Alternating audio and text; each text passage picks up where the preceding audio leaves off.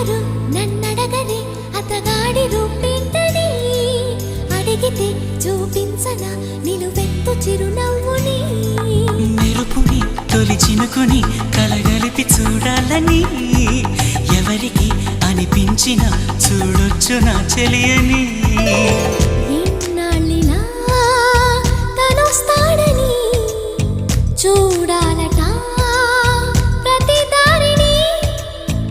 ఏ తోటలో తనందోనని ఎటు పంపను నా మనసుని